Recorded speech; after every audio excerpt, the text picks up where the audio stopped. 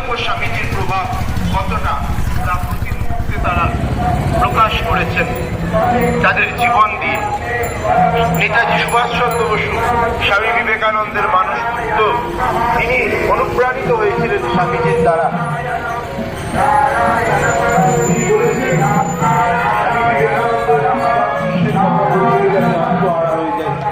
আমার চরিত্র গঠনের জন্য তাদের প্রভাব সর্বাধিক।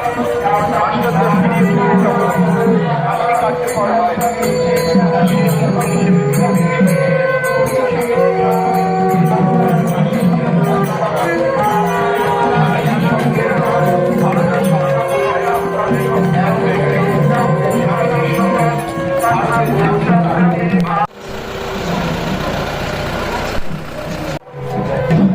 এগিয়ে যাবে আলমবাজার মঠের দিকে।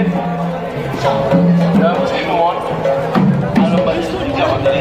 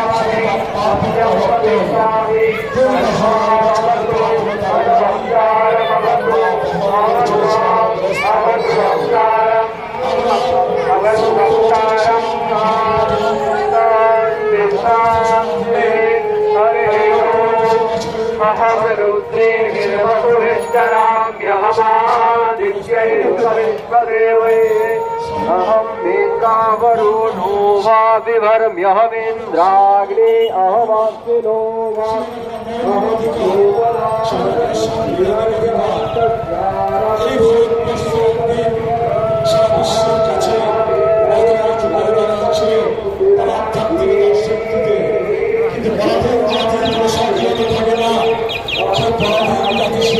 ভারতবাসী 700 বছর পরাধীন থাকলে আমার জাতির অস্তিত্ব বিপন্ন হয়ে যায়।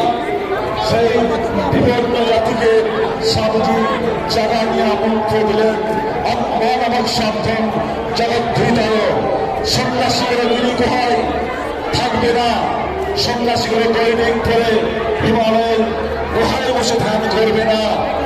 এই ভারতবর্ষের প্রতিটি মানুষ স্বামীজি দেবতা হিসেবে দেখেছিলেন।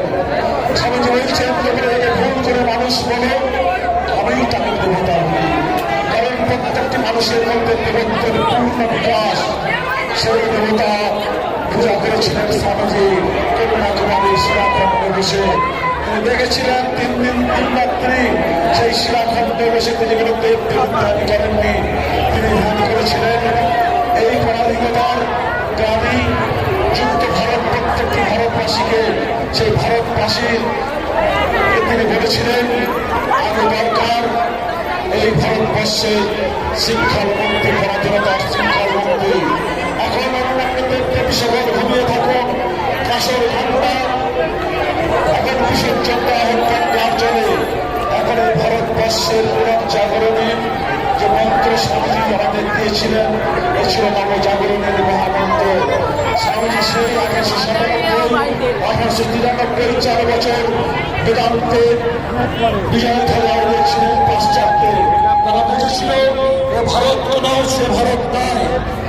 সেই ভারতে যারা ধর্ম প্রচার করতে আসতো তাদেরকে স্বামীজি বলেছিলেন তোমরা যাও আমাদের দেশে ধর্ম প্রচার করতে, তোমাদের পূর্বপুরুষরা গায়ে উল্কি আঁকে কাঁচা মাংস খায়, তখন আমাদের পূর্বপুরুষরা জীবনের চরম সত্যকে তারা জেনেছিলেন।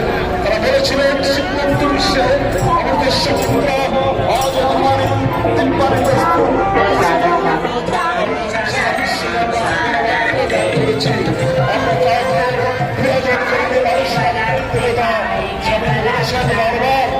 এই তিব্বতের মানুষকে তিনি কখনো হীন চোখে কাউকে প্রদেশ দেননি।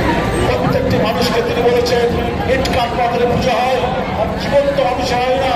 তাই তিনি বলতে পেরেছিলেন শিব জ্ঞানে শিব সেবা। দেব ঠাকুরের কাছে কথা শুনেছিলেন, তখন স্বামীজি বলেছিলেন জীবনে যদি কোনো সুযোগ পায় এটা কর্মে পরিণত করে দেখাবো। সেদিন আমরা বুঝতে পারিনি, কারণ সেদিন শ্রীরামকৃষ্ণ ছিল সেদিন একটা নগণ্য পূজারী, আর বিবেকানন্দ ছিল বাচ্চা।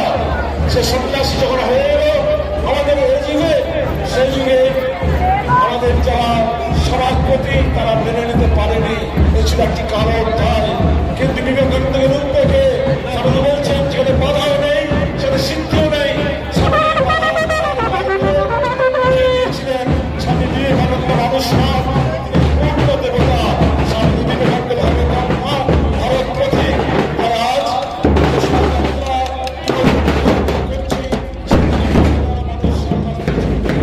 উত্তরিত হয়েছিল জয় বিবেকানন্দ, জয় রামকৃষ্ণ সারা কলকাতা উত্তর হয়ে গেছিল।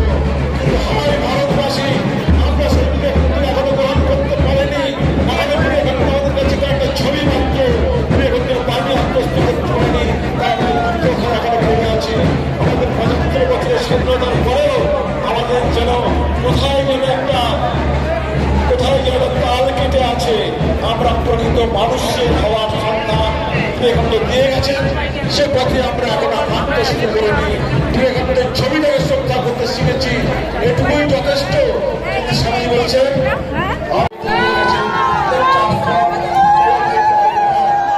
প্রতিটি শব্দ ছিল ভারতবাসীর প্রাণের মন্ত্র। তিনি এই আলোকমানের মধ্যে ফিরে এলেন, ফিরে এসে গুরু ভাইদের বললেন আমার নেম মতো হিস্ট্রি। সেদিন ওই আনন্দবাজার মতো গুরু ভাইরা খেতে পারেন একটা আস্ত কাপড় নেই সবার। তাই সামনে ফিরে এসে বললেন আমার নেম মতো হিস্ট্রি। গুরু ভাইরা সেদিন ভেবেছিলেন স্বামীজি আমাকে আমাদের মধ্যে উপেক্ষা করে কথা বলছেন, কিন্তু আজ সে কথা সত্য। আজ সে কথা আলোর মতো উজ্জ্বল। আর অনুষ্ঠানে ছেড়ে দিতে হবে। সকলকে বলছি অ্যাম্বুলেন্সের রাস্তা ক্লিয়ার করে দিন, অ্যাম্বুলেন্সের রাস্তা ক্লিয়ার করে দিন। শোভাযাত্রা সমস্ত এবং আমাদের পুলিশ আধিকারিক রয়েছেন, তারা পার করে দিচ্ছেন। তাই এই আলমবাজার মঠ সেদিনের ভাঙা বাড়ি আজকে এটি আমাদের কাছে স্বর্গ সমান। সারা বিশ্বের রামকৃষ্ণ মঠ মিশন ২৩টি দেশে ছড়িয়ে পড়েছে তাদের সেবা এবং ত্যাগের মন্ত্র নিয়ে। সেই সেবা এবং ত্যাগের আদেশে স্বামীজি বললেন গুরু ভাইদের আমাদের জীবন দেখাতে হবে। সেদিন আমরা বুঝতে পারিনি, সেদিন আলমবাজার মঠের ভাঙাবাড়িতে রচনা হয়েছিল রামকৃষ্ণ মঠ মিশনের অন্যায় অর্থাৎ নবরন্নাম। স্বামী এখানেই বলেছিলেন আত্মানব সাধ্যান জগৎ হৃদয়, এই নিজের মুক্তির সঙ্গে জগতের কল্যাণ। এটি হচ্ছে সন্ন্যাসীদের পথ। সন্ন্যাসীরা শুধু খাবে দাবে আর মালা তিলক করবে, এ ধর্ম আমাদের অনেক প্রাচীন। কিন্তু আজকে সন্ন্যাসীরা গ্রামে গ্রামে যাচ্ছে। আজকে হসপিটাল, আজকে শিক্ষা, আজকে স্বাস্থ্য, আজকে ভারতবর্ষের সংস্কৃতি নিয়ে রামকৃষ্ণ মঠ মিশনের সন্ন্যাসীরা অরুণাচলের প্রত্যন্ত অঞ্চলে বিরাট বিরাট স্কুল করেছেন। কোথায় নারায়ণপুরের আদিবাসীরা যেখানে মানুষে মানুষের মাংস খেল, সেখানে রামকৃষ্ণ মিশন পৌঁছে গিয়ে শিক্ষার আলো